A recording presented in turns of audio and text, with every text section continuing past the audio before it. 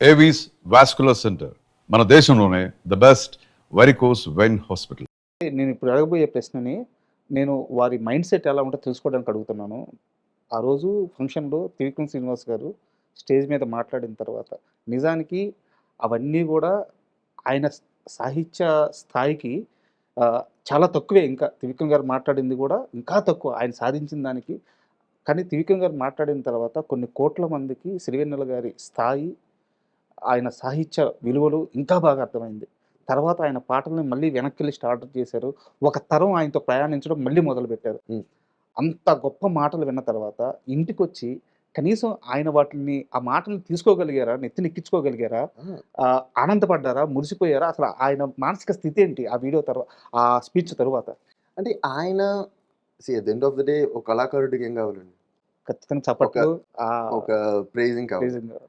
ఆయనకి ఆయన ఒక చిన్న ఆయన అంటే ఎలా చెప్పాలి? ఒక చంటి పిల్లాడిని పొగిడినప్పుడు లేకపోతే ఏం చేసినప్పుడు బాగా చేసావురా ఇది చెప్పినప్పుడు ఎలా మురిసిపోతాడో ఆయన అలా మురిసిపోతుంటారు అన్నమాట. సో ఇలాంటివన్నీ జరిగినప్పుడు ఆ రోజైనా సరే సో ఒక ఎవరైనా ప్రైజ్ చేసినప్పుడు భలే మాట్లాడాడు కూడా నా గురించి అన్నట్టుగా like he enjoy it like a small kid. అప్పుడు చూస్తున్నప్పుడు మాకు ఇంకా ముచ్చట వస్తుందంటే ఒక స్థాయిలో ఉన్న వ్యక్తి, ఒక రేంజ్లో ఉన్న వ్యక్తి, ఇప్పుడు సిరివెన్నెల సీతారామ శాస్త్రి గారు ఆయన గురించి త్రివిక్రమ్ మాట్లాడారు. కరెక్ట్, చాలా బాగా మాట్లాడారు and everybody knows about it. నేను స్పెసిఫిక్గా చెప్పేది ఏం లేదు. సో అది చేసిన తర్వాత అవును అనో లేకపోతే ఆ స్థాయిలో అలా తీసుకుని వెరీ గుడ్ అంటే కరెక్టే బాగా మాట్లాడారు ఇలా అనుకుంటారు జనాలు. ఆయన చిన్న పిల్లలాగా మురిసిపోతూ దానికి కొన్ని ఈ మాట భలే చెప్పాడు కదా, ఈ మాట భలే చెప్పాడు అని చెప్పి హీ విల్ ఎంజాయ్ ఇట్. మళ్ళీ త్రివిక్రమ్ గారిని ఇంటికి పిలిచి ఇంకొక 2-3 అవర్స్ దాని గురించి మాట్లాడి ఇలా బాగా మాట్లాడినప్పుడు తన్ని పొగిడి మళ్ళీ తను వీళ్ళిద్దరు మాట్లాడుకుంటూ ఉంటారు అనమాట. So it's give and take. అంటే వాళ్ళిద్దరికి అంత మ్యూచువల్ రెస్పెక్ట్ ఉంది కాబట్టి అంత బర్డ్స్ అంత జెన్యున్ గా వస్తాయి. అదే త్రివిక్రమ్ గారి లాస్ట్ వర్డ్స్ కూడా అవే కదా, నన్ను అందుకే మన కెలకద్దు నేను మాట్లాడుతూ పోతాను నేను గురించి మాట్లాడేటప్పుడు వచ్చేస్తుంది. సో ఎందుకంటే నాకు ఆయన బాగా తెలుసు కాబట్టి ఆయనతో మాట్లాడుతున్నప్పుడు అది అంటారు. అది చాలా జెన్యున్గా ఉంటుంది కాబట్టి ఫీలింగ్ అలాంటి చోట ఫ్లోలో వచ్చేస్తూ ఉంటుంది. అందరి గురించి రాదు కదా అలాగా అంటారు. అండ్ ఆ ఒక్క స్టేజ్ మీదే కదా సార్, తర్వాత ఆయన మీద ఒక పుస్తకం రాశారు. అక్కడ కానీ తర్వాత వారు చనిపోయిన తర్వాత జరిగిన కార్యక్రమంలో కానీ త్రివిక్రమ్ గారు ఆయన చాలా గొప్పగా మాట్లాడతారు, చాలా గొప్ప రచయిత. కానీ సిరివెన్నెల గారి ప్రస్తావన వచ్చిన తర్వాత ఆయన మాట్లాడుతున్నప్పుడు ఆయన చుట్టూ సిరివెన్నెల గారు ఉండిపోతున్నారా? ఆయన పక్కనే ఉంటున్నారా? ఆయన చేయబట్టి మాట్లాడిస్తున్నారా? అర్థం కాదు గానీ, ఆయన కూడా ఒక రకమైన స్థితిలోకెళ్ళిపోతాడు త్రివిక్రమ్ గారు గూడా. సో, నాన్నగారి గురించి అంత గొప్పగా మాట్లాడే ఆయన బంధువు అనుకోవచ్చా? మీకు స్నేహితుడు అనుకోవచ్చా? త్రివిక్రమ్‌ని సిరివెన్నెల కుటుంబం ఎలా చూస్తుంది?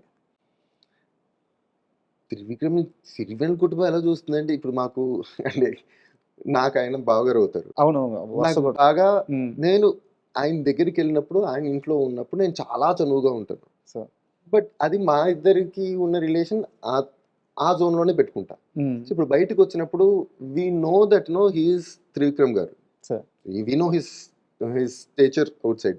సో బయటికి వెళ్ళినప్పుడు అంతే గౌరవంగా అంతే దూరంగా ఉండి ఎక్కువ ఇబ్బంది పెట్టకుండా టైప్లో ఉంటాం. కానీ ఆయన కూడా అంటే వాళ్ళిద్దరి ఈక్వేషన్ వేరండి. వాళ్ళది ఫ్రెండ్స్ అనొచ్చు, ఎనిమీస్ అనొచ్చు, లేకపోతే అంటే చైల్డ్హుడ్ బడ్డీసా ఏం చెప్పలేము.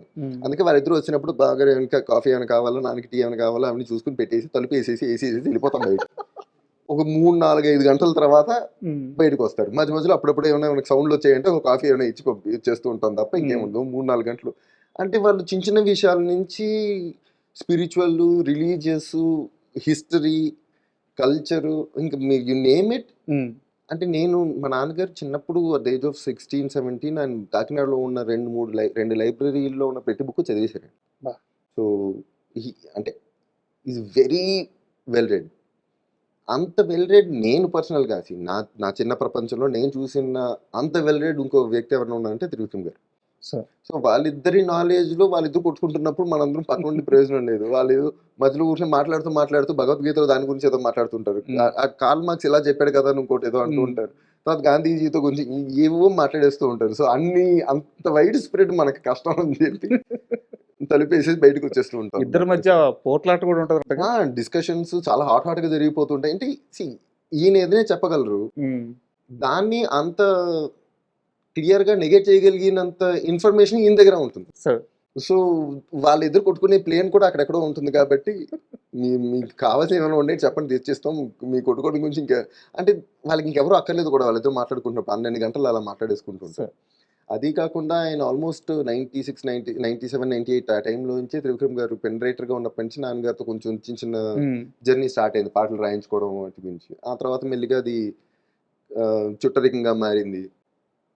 సో వాళ్ళిద్దరి relationship it evolve for couple of decades, ఒక 22 ఇయర్స్ వెళ్ళింది.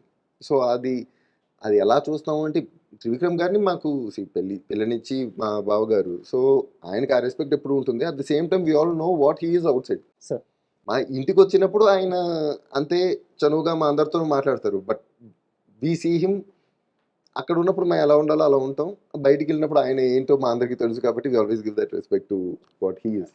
సో ఇట్స్ అంటే ఆయన చూసాను, but he's a very important part of the family, అంటే very very important part of the family. మీకు ఇది షేర్ చేసుకున్నారో లేదో నాకు తెలియదు కానీ చాలా ఎర్లీ స్టేజ్లో ఆయనతో పాటు కలిసిన మనిషి అని చెప్పారు కదా. సో ఒక ఇన్సిడెంట్ ఉంది సార్.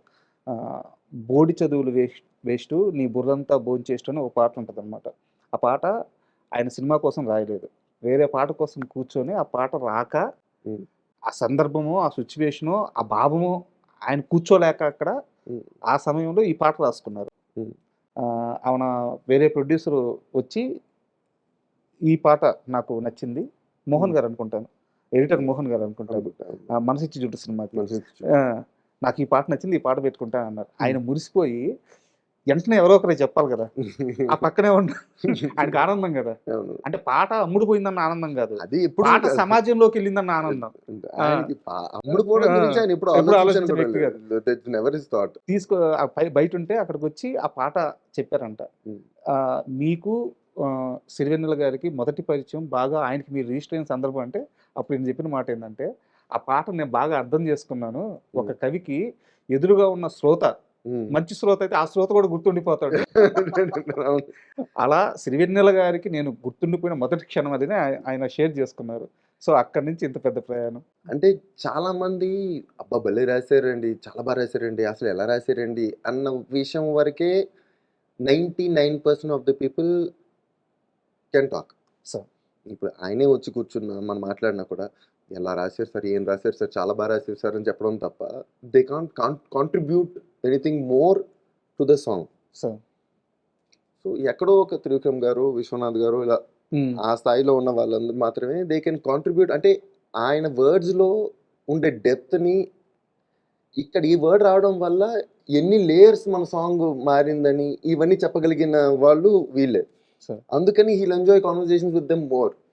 అంటే నేను రాసిన పాట అద్భుతం అని చెప్పేస్తూ ఉంటారు అందరూ, వాళ్ళకి అంతే అర్థమవుతుంది కాబట్టి అది అద్భుతం మాత్రం అనుకుంటున్నారు, కానీ ఎందుకు అద్భుతం అయిందన్న విషయం వీళ్ళే చెప్పగలరు. అండ్ ఇంకోటి, నాన్నగారు ఇచ్చిన ఆస్తి అంతా మీ దగ్గరే ఉందా? ఒక నిర్మాత దగ్గర మీ ఆస్తి ఉండిపోయింది, తెచ్చుకుంటారా? ఆయన చెప్పినట్టుగా చెప్పాలంటే ఇది అందరి ఆస్తి అయింది, అది ఎవరికి ఏ ఒక్కరికి చెందింది కాదు. సో అది అందరి దగ్గర ఉంది, చాలా మంది నిర్మాతల దగ్గర ఉంది, చాలా మంది దర్శకుల దగ్గర ఉంది. ఆ నిర్మాత సెవంతి రవికిషోర్ గారు సార్, వారి ఆఫీస్కి వెళ్తే రోజు దేవుడి ఫోటోలు, ఆఫీస్లో ఏదో ఒక చిన్న ఫోటో ఉంటుంది కదా, ఆ పక్కన నాన్నగారు స్వయంగా చేత్తో రాసిన, అంటే ఫైనల్ వర్షన్ సాంగ్ కాదు, ఫైనల్ వర్షన్ కాకుండా ఆయన రఫ్గా రాసుకుంటూ ఉంటారు కదా. సో ఆయన వాళ్ళకి ఇవ్వకుండా ఆయన ఇంకా ఆ స్థితిలో ఉండడానికి రాసుకుంటూ వెళ్ళిపోతూ ఉంటారు కదా, అలాంటి ఇంత ఫైల్ ఉంది ఆయన దగ్గర. ఏం సార్ అంటే ఈ పేపర్లని, ఈ పాటలని, ఈ అక్షరాలని చూస్తే నాకు రోజు స్టార్ట్ అవ్వద్ది, నాకు ఒక మోటివేషన్ వస్తుంది, ఇది నా ఆస్తి, కానీ ఎప్పటికైనా వారి బిడ్డలకు చేరవేస్తాను, కానీ ఇప్పుడే కాదు. అంటే వాళ్ళిద్దరి ఫ్రెండ్షిప్ కూడా లాంగ్ స్టోరీ, లేడీస్ టైలర్ నుంచి ఉన్నది వాళ్ళది. So they had so many years of journey, and ups and downs కూడా చాలా ఉండే వాళ్ళిద్దరికి in terms of careers. So they were all supportive ఆ టైంలో, ఒకరికొకరు చాలా సపోర్టివ్గా ఉండే very good friends. So I think that part అయితే ఆయనదే, అది అందరిది కాదు, ఆ పార్ట్ ఆఫ్ ద ఆస్తి అయితే ఆయనదే. So he's worthy of it. ఆ పేపర్లు ఫస్ట్ టైం చేతితో పట్టుకున్నాను సార్, పట్టుకొని అవి అట్లా చదువుతూ ఉంటే చేతులు వణిగిపోతూ ఉన్నాయి. అంతకంటే ప్రివిలేజ్ లేదనిపించింది నాకు ఒక రైటర్గా. చదువుతుంటే ఒక 2 గాలి వెంట వెళ్ళే మారం మానుకొమ్మని తల్లి తీగ నిందిస్తుందా మల్లె తీగని రాసున్నారు, రాసి కొట్టేస్తున్నారు వాటిని. అదేం సార్ ఇది కొట్టేస్తారు ఏం సార్ అంటే, ఆయన అంతకంటే గొప్పదిస్తానంటున్నాడు. అదే చెప్పినాం కదా, ఆయన రాస్తూ పోతుంటారు అంతకంటే గొప్పదిస్తానంటున్నాడు. నేను చూసి లాక్కొని దండం పెట్టి నాకు ఇదే కావాలి, ఎందుకంటే వద్దు అయినా ఇచ్చిండరు. అని చాలాసేపు బతిమలాడితే ఆ 2 లైన్లకు ఒప్పుకున్నారంట. అంటే ఆ పేపర్లను చూస్తుంటే ఆ అక్షరాలని ఆయన పడిన ఆ మదనం ఎలా ఉంది ఇవన్నీ చూస్తుంటే అబ్బా అసలు అంటే ఇమాజిన్ ఈవెన్ అంటే ఈ స్టేజ్ ఆ స్టేజ్ అని కాదు, ఏ స్టేజ్లో అయినా ఆయన ఏ పాట రాస్తున్నా ఎప్పుడు ఆయన తెలుగు డిక్షనరీలన్నీ ఆయన పక్కనే ఉండేవి. అండ్ ఏ పాట రాసినా ఏ డౌట్ ఉన్నా అప్పటికి ఆయన రెఫర్ చేసుకుని తీసుకునేవారు. ఎందుకంటే ఆయన పాట రాసిన ఒక అక్షరం ఇటువంటి వెళ్ళింది అనుకోండి, ఇదే కరెక్ట్ ఏమో అని అందరూ నమ్ముతారే తప్ప ఇది కరెక్టా అని ఎవరు క్వశ్చన్ చేయరు. ఈయన దగ్గర నుంచి వచ్చిన పాట కాబట్టి జాగ్రత్తగా ఉండాలనేది never takes it for granted. So అంటే నేను ఇచ్చిన దాంట్లో తప్పు ఉండకూడదు అన్న దాని మీద ఆయన ఎంత మదనపడేవారో, ఆయన ఎంత వర్క్ చేసేవారో మనకు తెలుసు. సో ఇది ఎవ్రీ సింగిల్ వర్డ్ కి అండ్ బాలు గారు చెప్తారు, మన ఎస్పి బాలసుబ్రహ్మణ్యం గారు, ఆయన వాళ్ళిద్దరు రిలేషన్ కూడా అదో స్ట్రాంగ్ రిలేషన్ వాళ్ళిద్దరిది. సో అది కూడా almost through out the career వాళ్ళిద్దరూ కలిసే నడిచారు. సో ఆయన చెప్పినట్టు ఆయన చెప్తుండేవారు కొన్నిసార్లు కొన్ని వర్డ్స్ గమకాలు ఇవన్నీ ఉన్నప్పుడు పాడడం కొన్ని అక్షరాలు వస్తే పాడడం కష్టం అవుతుంది, తడబడుతుంది మాట. కొన్ని ఫాస్ట్ మూవింగ్ వర్డ్స్ ఏమైనా ఉన్నాయండి, కానీ వాటిల్లో ఆయన రాసేటప్పుడే ఇది పాడడానికి కష్టంగా ఉంటుంది కాబట్టి ఏది వర్డ్స్ రాస్తే పాడొచ్చు, అంత ఫాస్ట్ గా ఉన్నా ఈజీగా పాడొచ్చు ఆయన రాసేస్తారు. ఆయన అలాగే రాసేవారు. మీనింగ్ పోదు, భావం పోదు, ఆయన క్వాలిటీ తగ్గదు, సింగర్ కి కష్టంగా ఉండకూడదు. సో ఇవన్నిటిని కూడా మైండ్ లో పెట్టుకుని రాయడం ఇట్స్ నాట్ ఈజీ గిఫ్ట్.